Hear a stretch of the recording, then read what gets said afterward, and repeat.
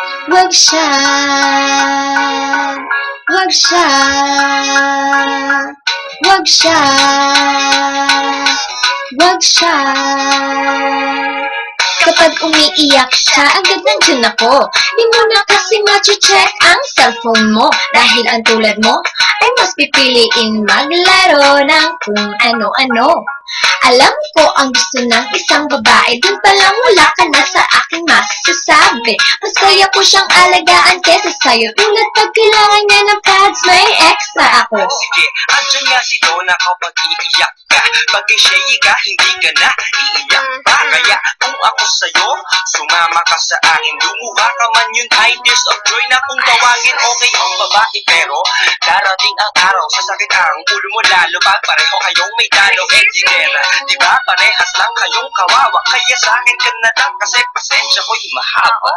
Pag-isipan mong mabuti lahat, ang ibibigay ko higit sa sasapat. Kitang-kita namang mas karapat-dapat ako. Akong tunay na nababagi sa'yo. Kaya wag siya, di ko alam kung ba't kasali pa siya sa pagpipilian. Lahat ng kaya ko, hindi niya kayang punan. Iiwanan ka lang niya ng dawaan. Maniwala sa iba, maniwala ka sa akin. Magkakaroon lang ako ng ibang babae pa girl, ang baby natin. Pati sa sinasabi nilang ikay iiwan, hindi, matigas ang aking paninindigan. Kaya please lang, ako ang mas bagay sa kanya. Lalaki ko, babae siya, mas bagay talaga. Kaya kung ako sa'yo, sumuko ka na. Bahala ka, baka mapasuko ka pa. Mas gusto ako ng parents niya dahil mukha mo daw kasi di ka tiwa-tiwala. At saka books for boys, because boys and babies. Kaya for now, I'm the best choice for the ladies. Huwag ko din ang mga damit na gusto niya. Kaya tuwing mag-shopping natutulungan ko pa siya. Hindi ka tulad mo, boy, manahimik ka dyan. Mga pambapola mo na bulok, itapon na yan. Pag-isipan mo mabuti lahat, ang ibibigay ko higit sa sasapat.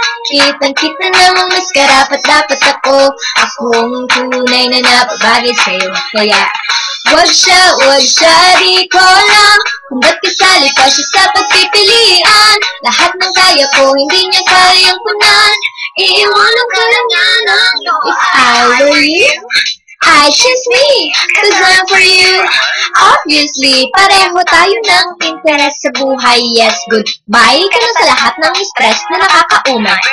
Shut up please, oh, that's another reason when you talk, I won't touch you cause I know how to listen. At saka, isa pa, may sasabihin pa ako. Hayaan na natin siya maghusga. O sige, itigil na natin to.